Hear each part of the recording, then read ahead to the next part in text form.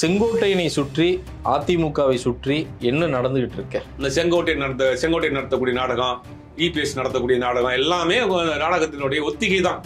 அரங்கேற்றம் மிக விரைவில் நடக்கும். இந்த அதிமுக அந்த 2016 அந்த அம்மையார் மறைந்ததோட அதிமுகவை இந்த டெல்லியில் இருக்கக்கூடிய ஒரு கட்சி விலைக்கு வாங்கிடுச்சு. ஓபிஎஸ்ஐ பிரித்து வைத்ததும் அவர்கள் தான், இபிஎஸ்ஐ பிரித்து வைத்ததும் அவர்கள் தான், சசிகலாவை பிரித்து வைத்ததும் அவர்கள் தான், டிடிவி எல்லாருமே தனித்தனியாக அந்த கட்சி பலகீனமாகணும் அப்படின்னு பிளான் பண்ணி அவங்க ஒதுக்கி வச்சிருக்கிறது அவங்க தான்.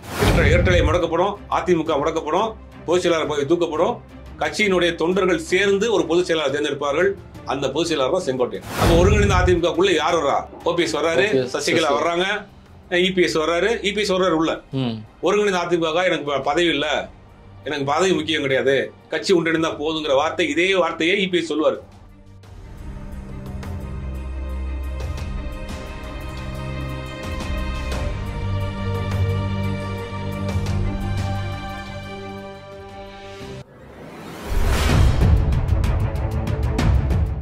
மாற்றுக்குரல் நேயர்கள் அனைவருக்கும் வணக்கம். இன்று நம்முடைய அரங்கிற்கு வந்திருப்பவர் ஊடகவியலாளர் திரு சுபைர் அவர்கள். வணக்கம். வணக்கம். இப்போ அதிமுகல திரு செங்கோட்டையன் திடீர்னு தனி போய்கிட்டு இருக்கிறாரு. திடீர்னு சட்டமன்றத்திலிருந்து எல்லா சட்டமன்ற உறுப்பினர்களோடு, அதிமுக உறுப்பினர்களோடு வெளியில போறாரு. திடீர்னு உள்ள வந்து உட்கார்ந்துட்டு பேசுறாரு. செங்கோட்டையனை சுற்றி அதிமுகவை சுற்றி என்ன நடந்துகிட்டு இருக்க? அதிமுக அந்த 2016 அந்த அம்மையார் மறைந்ததோட அதிமுகவை இந்த டெல்லியில் இருக்கக்கூடிய ஒரு கட்சி விலைக்கு வாங்கிடுச்சு. முற்றிலுமாக விலைக்கு வாங்கி அவங்க கண்ட்ரோல்ல தான் அதிமுக இருக்கு. ஓபிஎஸ்ஐ பிரித்து வைத்ததும் அவர்கள் தான், இபிஎஸ்ஐ பிரித்து வைத்ததும் அவர்கள் தான், சசிகலாவை பிரித்து வைத்ததும் அவர்கள் தான், டிடிவி எல்லாருமே தனித்தனியாக அந்த கட்சி பலகீனமாகணும் அப்படின்னு பிளான் பண்ணி அவங்க ஒதுக்கி வச்சிருக்கிறது அவங்க தான். 2016 அந்த கட்சி அவங்ககிட்ட தான் இருக்கு. 2021 தேர்தலில் கூட்டணியோடு நின்று அவங்களுடைய பிளான் தான். 2024 தனியாக நின்று பிஜேபிக்கு எதிரான வாக்குல வாங்கி ஜெயிச்சு எங்க பக்கம் வாங்க நிக்க வச்சது அதுதான். அப்ப எல்லாமே அதிமுகவுடைய முழுவதுமாக பாஜகவினுடைய கட்டுப்பாட்டுல போயிடுச்சு.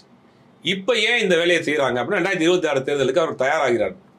தயாராகல என்ன பண்ணுவோம் அப்படின்னா, இந்த 10.2 கொடுத்தாரு எடப்பாடி பழனிசாமி. அவருடைய கடைசி காலகட்டத்தில் 10.2 வன்னியர்களுக்கான இடஒதுக்கீடு கொடுத்தா. அது கொடுத்த பிறகு என்னன்னா, மற்ற சமூகத்தின் மீது ஒரு மிகப்பெரிய ஒரு கோபம் ஏற்பட்டுச்சு. அதனால மிகப்பெரிய ஒரு வாக்கு சரிவு ஏற்பட்டுச்சுங்கிறது தான் உண்மை.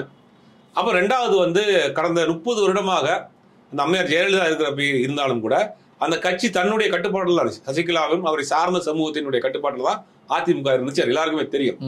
அப்ப அந்த கட்சி நம்ம கைமீறி போயிருச்சு.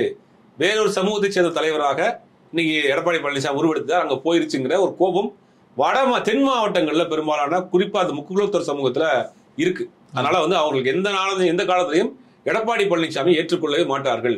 அவர்களை பொறுத்தவரை எடப்பாடி பழனிசாமி ஒரு துரோகி. அதனால அந்த வாக்குகள் வாங்க முடியாது. இப்போ திருச்சிக்கு அந்த பக்கம் தாண்டினா 70 to 90% ஓட்டு சட்டமன்ற தொகுதிகள் அவர்கள் தீர்மானிக்கக்கூடிய இடத்துல இருக்காங்க. குறிப்பா முக்குலத்தோர் சமுதாயத்தினுடைய வாக்குகள் 70 to 90 சட்டமன்ற தொகுதிகளே அவர்கள் வெற்றி வாய்ப்பை தீர்மானிக்க இடத்துல இருக்காங்க.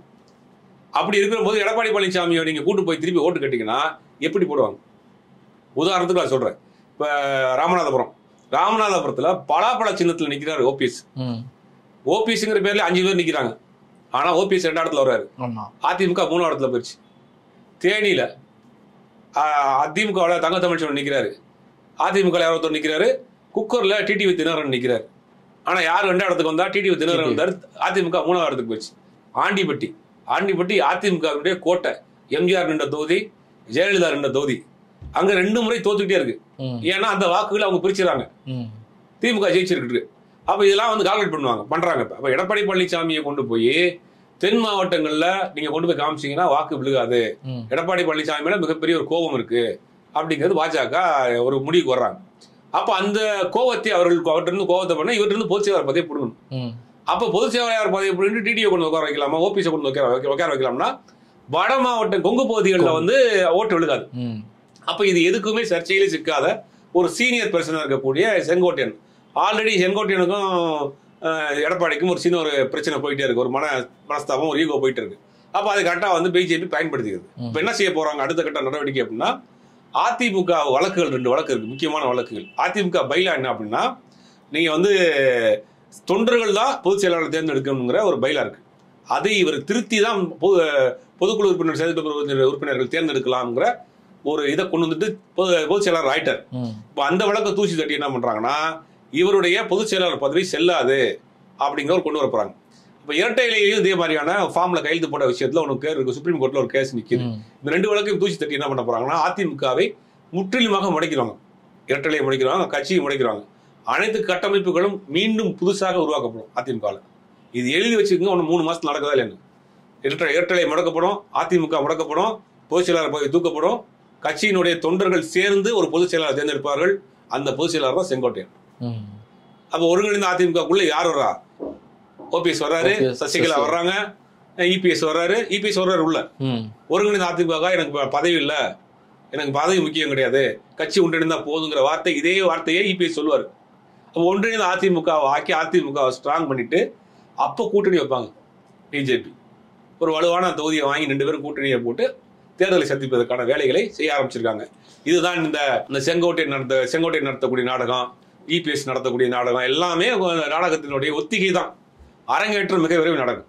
உங்களுடைய நேரத்தையும் கருத்துக்களையும் பகிர்ந்து கொண்டதுக்கு ரொம்ப நன்றி. வணக்கம்.